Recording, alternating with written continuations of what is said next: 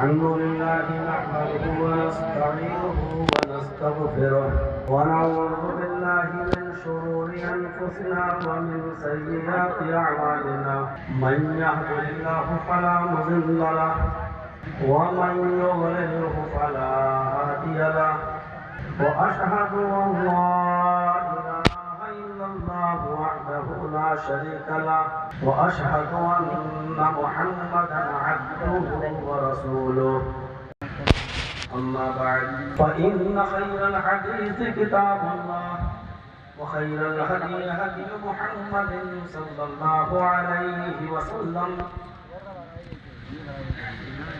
व शर्रल उमूरि मुहदसातुहा व कुल्लु मुहदसतिन बिदअह व कुल्लु बिदअतिन ज़लालह व कुल्लु ज़लालतिन फिन्नार। अऊज़ु बिल्लाहि मिनश शैतानिर रजीम। बिस्मिल्लाहिर रहमानिर रहीम। इन्नमल मुमिनूना इख़्वह फ़अस्लिहू बैना अख़वैकुम वत्तक़ुल्लाह लअल्लकुम तुरहमून। रब्बि इश्रह ली सदरी व यस्सिर ली अमरी वहलुल उक़दतम मिन लिसानी यफ़क़हू क़ौली।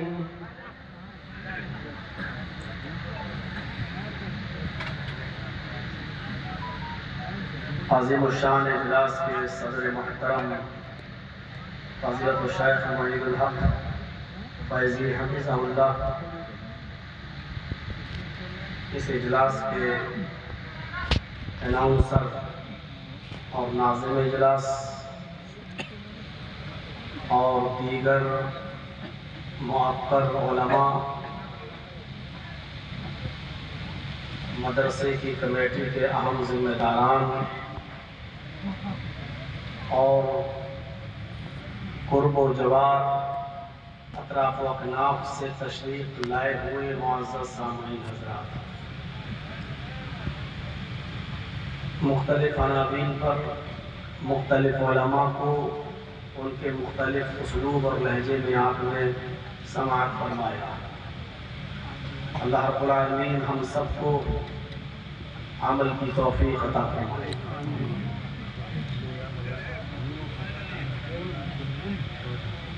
चैनलों को बंद करवाने की जो वजह है वो आप सबके सामने मौजूद है।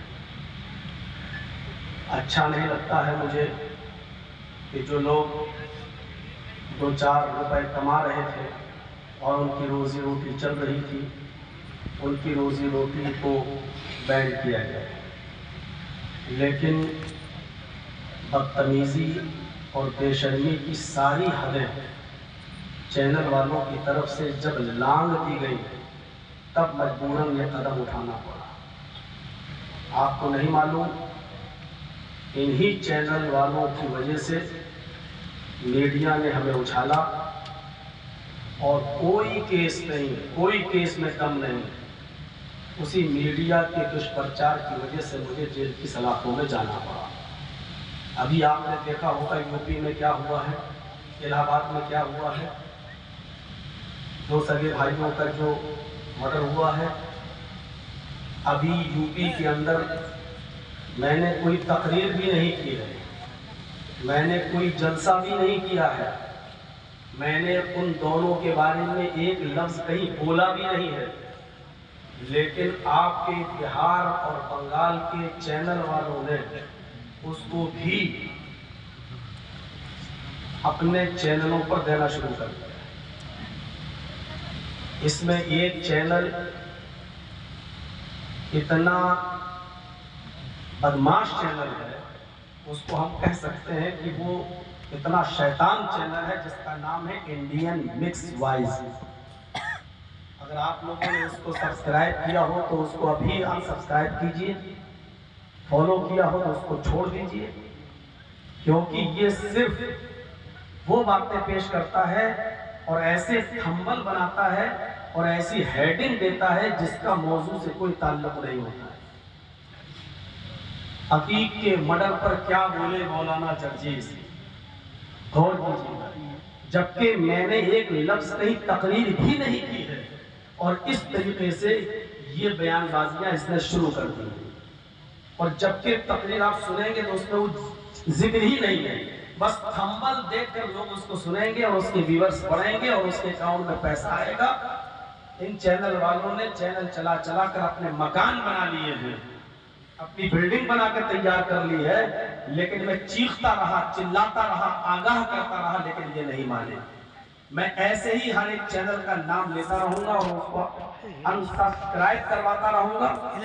और मेरी बहुत गहरी नजर है, अभी फिलहाल इंडियन मिस वॉइस को आप बिल्कुल अनसब्सक्राइब कीजिए। ये मेरी आपसे गुजारिश है। मैं हर जलसे में जाकर लोगों को बताऊंगा, एक वीडियो भी बना के मैं डालूंगा। इसने बदमाशी की सारी हदें पार कर रखी हैं और फिर मैं मजबूर हो जाऊंगा। तो आप जानते हैं क्राइम ब्रांच में मुझे रिपोर्ट करने में और हमारी छवि, हमारी शक्ल सूरत को बिगाड़ने में इस चैनल का किरदार क्या है, उस पर मैं केस कर दूंगा। फिर ये केस बहुत खतरनाक होगा। किसी की छवि बिगाड़ना और किसी की शक्ल सूरत को बिगाड़ना और उसकी इज्जत से खेलना, जो चीज मैं बोला नहीं हूं, मेरे नाम से उस चीज का थंबल बनाना, ये कितना बड़ा कानूनी जुर्म है, ये शायद चैनल वाला नहीं जानता है। एक एक करके मैं सबके नाम लेता रहूंगा। बेहतर यह है कि मेरी कोई तकरीर अपने चैनलों पर आप मत दीजिए, ये मेरी गुजारिश है। बहुत मौलाना पढ़े हैं, सबका दीजिए, किसी का भी दीजिए, मेरा मत दीजिए, क्योंकि मैं जिन मुसीबतों से निकल के आया हूँ, जिन परेशानियों से निकल के आया हूँ, मैं नहीं चाहता हूँ कि मेरे अहले खाना, मेरे बीवी बच्चे, मेरे वालिदैन और मेरे रिश्तेदार फिर से उन मुसीबतों में पड़े। मैं नहीं चाहता हूँ। आपके कलेजे को ठंडक मिल गई है, आपका घर बन गया है, आपके चैनल को रोशनी मिल चुकी है। अब तो कम से कम छोड़ दीजिए और किसी को बख्श दीजिए। मजबूर होकर मुझे इन चैनल वालों को हटाना पड़ रहा है। मेरी आपसे गुजारिश है, आइडियो भी ना बनाए। वीडियो तो बंद हो गई है, नहीं हो रही है, अब ये आइडियो बनाएंगे और अपने चैनल पर देंगे कि मौलाना जर्जी सी बोले। मेरी गुजारिश है कि आप ये भी मत दें, क्योंकि मेरी इजाजत के बगैर देना भी जायज नहीं है और इसके जरिए जो चीज कमाएंगे वो भी आपके लिए जायज नहीं होगा, क्योंकि मेरी इजाजत बिल्कुल नहीं है। आप अपना भरोसा जिताने की कोशिश कीजिए, अपना भरोसा कायम करने की कोशिश कीजिए। हमने कोई कसम नहीं खाई है कि आपको जिंदगी भर के लिए बैन किया है। अगर आप मायार पर पूरा उतरेंगे, हमारे उसूल और ज़ाब्ते पर पूरा उतरेंगे, हमारे ही नहीं हमारी जमात के किसी भी आलिम की छवि और शक्ल को अगर आप बिगाड़ेंगे तो हम आपको छोड़ेंगे नहीं, हम आपको नहीं छोड़ेंगे।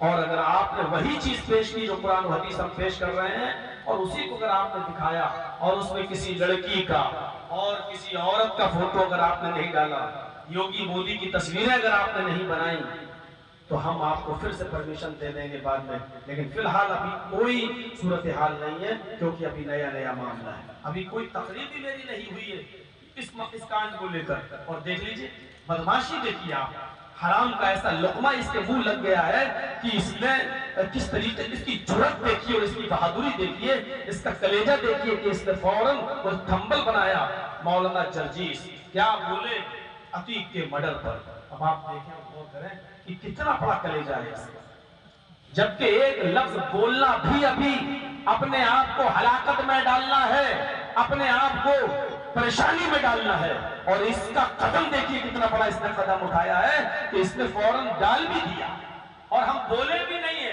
अब पता नहीं उसने क्या दिखाया होगा, क्या दिखाया, मन कतल नफ्सन कतल अन्नास, वो जिसने किसी एक नफ्स को कत्ल किया उसने पूरी इंसानियत का कत्ल, तकरीर वो दिखाएगा।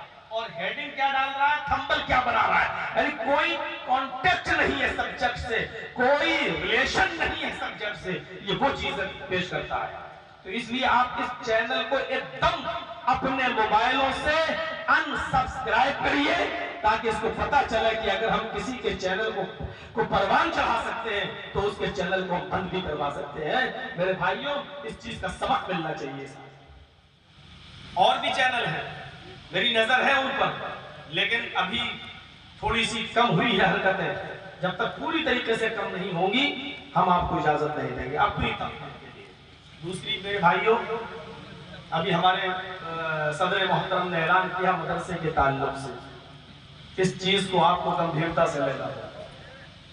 हमारे उत्तर प्रदेश के अंदर मदारिसे इस्लामिया का निसाब बदलने की कोशिश हो रही है, साजिशें हो रही हैं और मदरसों के निसाब के अंदर भी वहां की गवर्नमेंट अपनी चीजें दाखिल करना चाह रही है।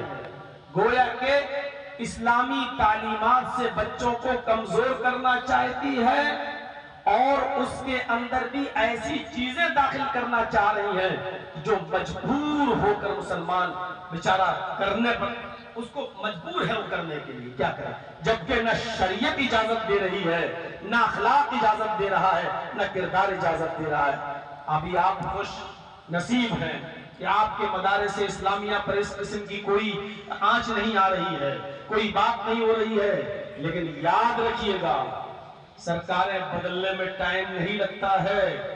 जिस किस्म का माहौल पूरे हिंदुस्तान के अंदर बनाया जा रहा है और बनाने की कोशिश की जा रही है, उस माहौल में हमें मालूम है कि वो कामयाब होंगे, क्योंकि 80 और 20 का मामला है, 80 और 20 का मामला है और उस माहौल में वो कामयाब होंगे। हम एक तरफ अलग थलग पड़ जाएंगे, हमारे मदरसों का भी वही हाल होगा, झारखंड के और बिहार के और बंगाल के जो यूपी के मदरसों का हाल हो रहा है। इसलिए इन मदरसों को बाकी रखिए, इनको मजबूत कीजिए, इनको आप एक वक्त की रोटी खाइए लेकिन मदरसों का ख्याल रखिए और अपनी बची खुची कमाई से मदरसों को आबाद रखिए, ताकि यहाँ से जो जनरेशन निकले, जो नस्ल निकले, वो इस्लाम की बका के लिए हो, इस्लाम की हिफाजत के लिए हो, इस्लाम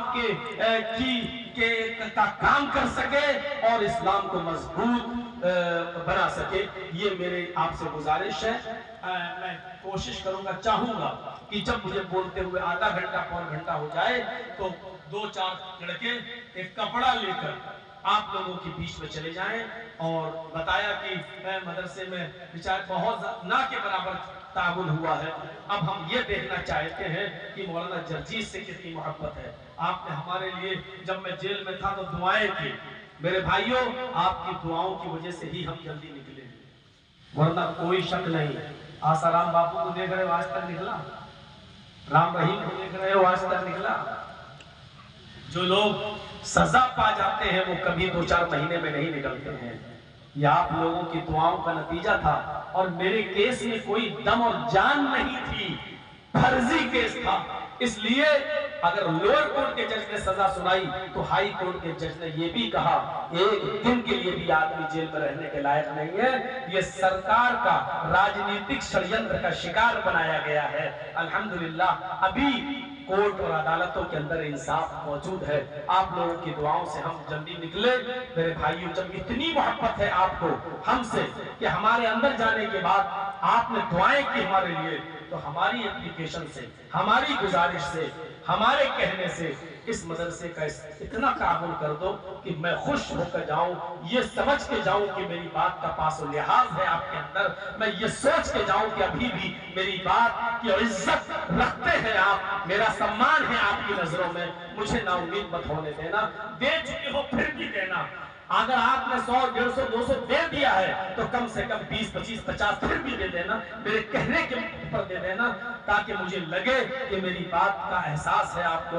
और मेरे भाइयों, अभी हम ये अकेले गए हैं, हालात अगर इस तरीके के रहे और इन चैनल वालों ने इसी तरीके की बदमाशियां की तो अब नंबर सालिम साहब चतुर्वेदी का भी आ रहा है, समझ रहे हैं आप। और जो भी इस तरीके से बोलने वाले हैं उन सब का आप इनका कुछ नहीं कर पाओगे।